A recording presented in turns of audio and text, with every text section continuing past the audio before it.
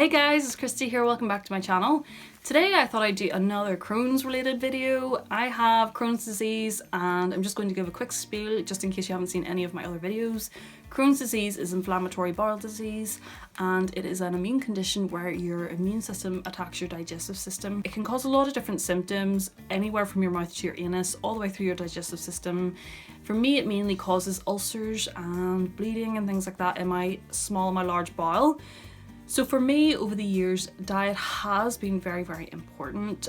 Diet can help to control the symptoms, although I have had to obviously in conjunction use very strong forms of medication, immunosuppressants, and other medications to try to help the condition.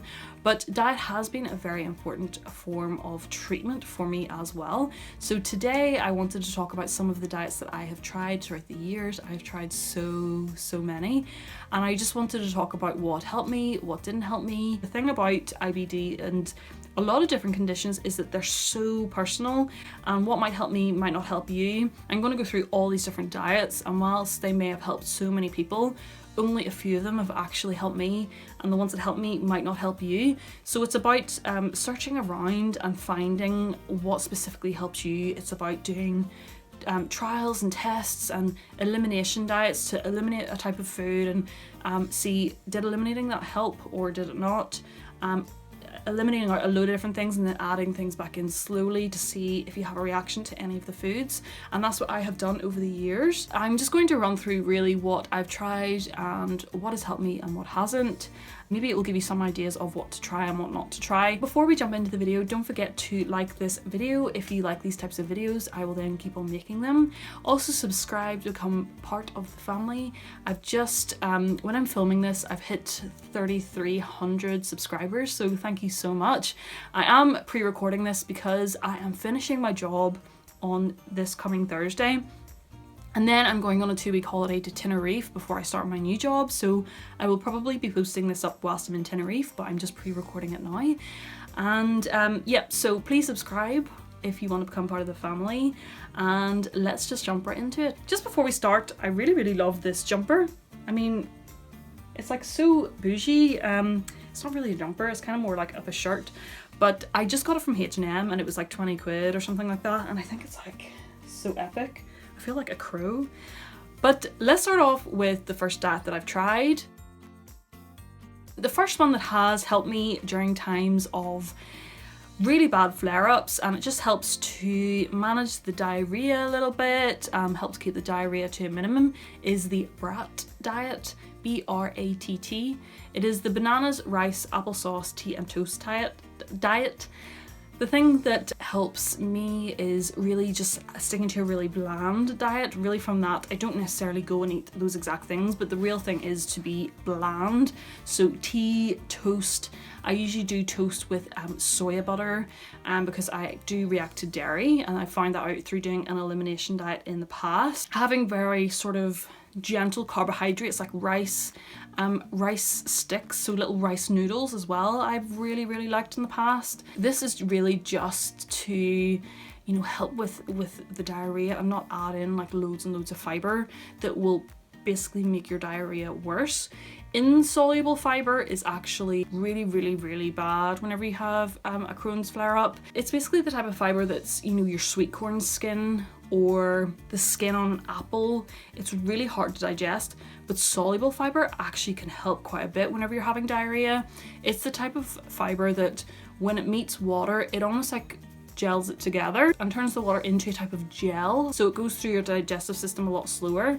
And something that is literally helped me so much is taking psyllium husk tablets. Psyllium husk is a form of soluble fiber, and see if you opened up a capsule of psyllium husk. What I do is I literally just swallow the capsules and let them go into my stomach and work inside me.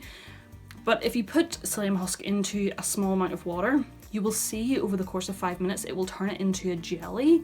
So it means that it goes through your digestive system a lot slower and it can slow down your diarrhea. I would recommend that so much if you maybe haven't tried it yet. Not saying it's going to work, but it's definitely helped me out a ton. The next thing is just in general a low fiber diet. So this has helped me throughout the years. It is doing things like, if you're eating veg, not going for things like your Brussels sprouts, or if you're eating broccoli, cutting off the stalk of the broccoli but eating just the little floret bits, and making sure you're cooking your vegetables really, really, really well. When you cook things, it actually takes the fiber out of them, so making sure everything's really, really well cooked, staying away from things like all bran cereal, brown bread, eating white bread instead. So that has definitely helped me throughout the years to make my diarrhea not as bad whenever it has been really bad, and also to help with like wind pain as well. Another thing I tried is the low sugar, no sugar diet. So trying to eat very, very low sugar or no sugar at all. This definitely helps, especially for me because I have, what is it called? Small bowel bacterial overgrowth.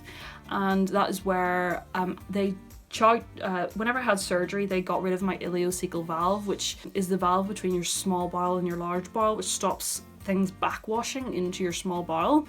And so I don't have that valve anymore, so you then get bacterial overgrowth in your small bowel where there's not really meant to be a lot of bacteria. So the bacteria also feeds off sugar. So eating a low sugar or no sugar diet helps really with the cramping and like the wind and things that comes along with that.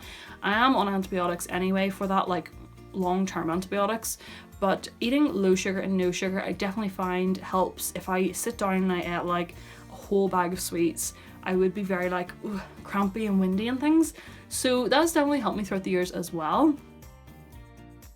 The thing that has been the biggest help for me, especially whenever I've been like in a dire situation, this is a very extreme diet, but it's NG tube feeding. So either taking the little dietary drinks in the little cartons, which are partially broken down food. It literally is just liquid food that has been broken down into an easily absorbed form, and you can either drink that or you can have it through an NG tube, which goes up your nose into your stomach, and it feeds you very, very slowly, the NG tube, so it really helps your bowel to absorb the most that it can from the feed. So I find if I drink the cartons, it just doesn't work for me. It just delivers it to my bowel too quickly, and I get diarrhea. And also cramping and stomach pains as well. So I find NG tube feeding has helped me so much. It's often used in children, but it helps me as an adult as well.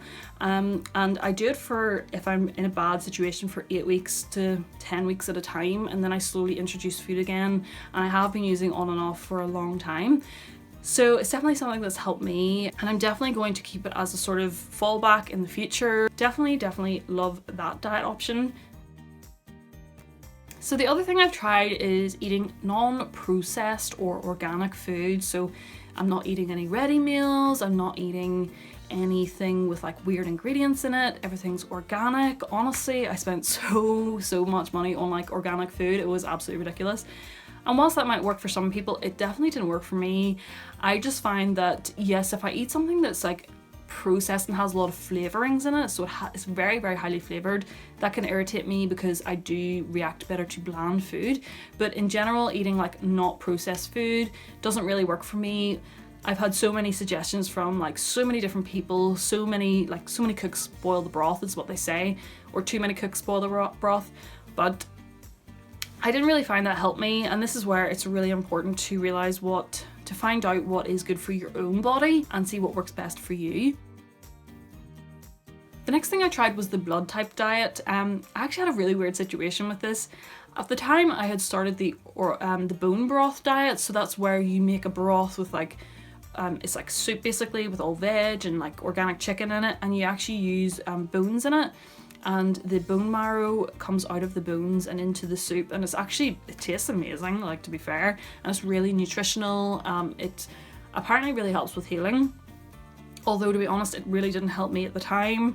I just think it's a good nutritional thing to do, but it really didn't help my actual Crohn's. So my mom was going down to this local butcher and asking for like all the spare bones that they had that had like bone marrow in them. And he actually said, oh, I know another guy who's actually doing the same diet as that. He's doing it for his daughter. So he gave my mum the guy's number, and then the guy started like call me and things. And he basically was like, I'm going to tell you I'm gonna help you, I'm gonna tell you what to eat, and I'm gonna text you every day and see how you are. And he basically put me on this weird kind of like blood type diet, and it was all to do with like alkaline and acidic foods, and it was all weird, where you had to only eat at certain times and you had to drink at a certain time and then wait a certain period before you were allowed to eat, and you could only eat certain things, and then you had to wait like 2 hours after that before you could drink anything.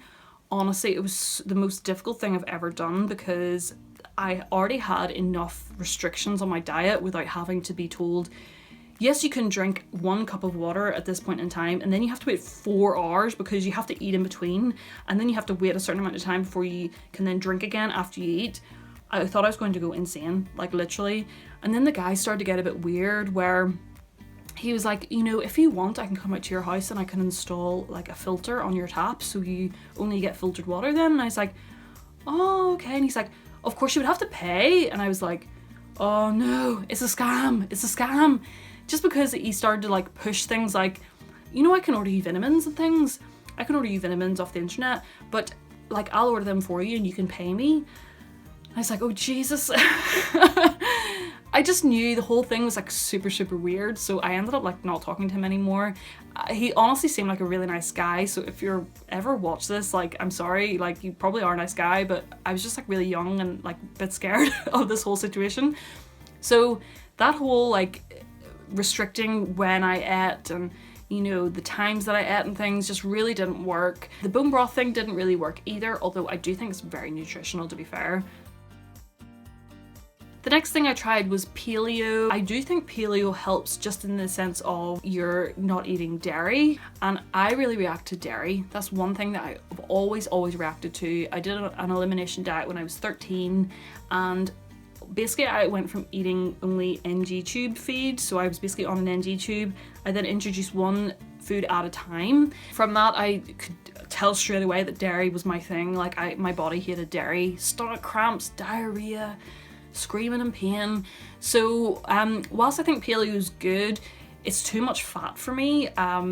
I had bowel surgery a few years ago, and it's really left me with bad problems with eating loads and loads of fat. And I also find the psyllium husk that I mentioned earlier does help with that, because it almost like absorbs the water that's in your bowel, so it absorbs like a little bit of the fat with it, is my thinking. And so it has really helped me with fat related stomach problems. Eating a lot of fat would give me bad diarrhea. So I didn't really find paleo helped a lot other than the dairy thing. So yes, in terms of non-dairy definitely helps me. I've tried going gluten-free loads of times. It really hasn't helped me. I did get tested for celiac disease a long time ago, and I'm not celiac, so I have generally had to eat gluten-free whenever I'm being very strict about my dairy, because when you go to the places like the local supermarket, when you go to the free from section, it generally, everything that's dairy-free is gluten-free anyway. So I just eat gluten-free for the crack, like, because you can't have to, but it's not for any real reason. It doesn't really help me eating gluten-free at all. So sort of related to that, I did go vegan for a week. This was when I lived in London for a while, and honestly it was the worst week of my life. It helped in terms of not eating dairy, but Jesus Christ, you had to eat so much veg, and obviously with having problems with fibre, I literally was on the toilet all week in work. It was so difficult. So no, I had to stop that pretty quickly. I'm not vegetarian now, I just eat meat. I do find that eating red meat can sometimes upset my Crohn's disease, just because red meat is quite difficult to digest. But I eat fish, I eat chicken, I eat red meat whenever I'm out in a restaurant, so I eat it the rare odd time. But I don't generally eat it at home. Mince is a big problem just because it has a lot of fat in it, but in general, like, I do eat meat. The other thing that I tried is a high vitamin D diet, so taking lots and lots of supplements of vitamin D, really high dose vitamin D. I've tried like turmeric, I've tried so many different types of capsules from my local store, and to be honest, none of them have really helped other than psyllium husk. I really do just find that medicine helps. My medicine that I'm prescribed by my doctor has helped me, dairy free, and then also relying on my NG tube if I do get really bad. eating low fat, low sugar-ish when I can. It's sometimes difficult. And I'm trying to eat low fiber as well. So the other thing that I've tried is the FODMAP diet. It's fermentable oligosaccharides, disaccharides, monosaccharides, and polyols diet. To be honest, my dietitian put me on this. I've also downloaded an app in the past to try to eat as per the FODMAP diet. So basically all the things that I just mentioned are a collection of poorly absorbed simple and complex sugars that are found in a variety of fruits and vegetables, and also in milk and wheat. So the whole point is to eat low FODMAP foods. So yes, you're trying to eat things that are easily absorbed, trying to eat things that don't really ferment in the bowel and cause you a lot of bowel pain and associated symptoms. For me, obviously eating low sugar is good, no milk is good, so a kind of version of the FODMAP diet does help me, but going strictly FODMAP hasn't really helped me in the past. So I appreciate this has been a bit of a rant. I definitely haven't included everything that I've tried in the past. I have literally tried everything. I'm not even kidding you. There have been times when I've been really desperate and I've thought, maybe what these people are saying to me is true. All these people who keep saying, if only I did this, I would be cured or I would get better. So I have tried all these things. Maybe there's like 1 or 2 diets that I haven't tried, but the point of this video is to show that whilst this might work for me, it might not work for you, and it's really important to trial and test all your foods to see what works for you, and don't let anyone try to tell you that if only you tried this diet you would be better. Everyone who has Crohn's or ulcerative colitis wants to be well, so they will always try their best to find the foods that work best for them. And don't beat yourself up if you are on a strict diet that is working for you and you slip up, because it's also important for your morale sometimes to join in whenever all your friends are having some chocolate and you're maybe not eating any dairy and you're just like, I'll have a little bit of chocolate, because to withhold all the time can actually be bad for your mental health. So it's okay to slip up sometimes, don't feel guilty about it, and you will ultimately do what is best for your condition. Thank you so much for watching. Please give the video a thumbs up if you enjoyed it, and comment down below with any questions you have. Also, don't forget to subscribe and hit the little notification bell to receive a notification every time I upload. Thank you so much for watching, and I'll see you next time. Bye!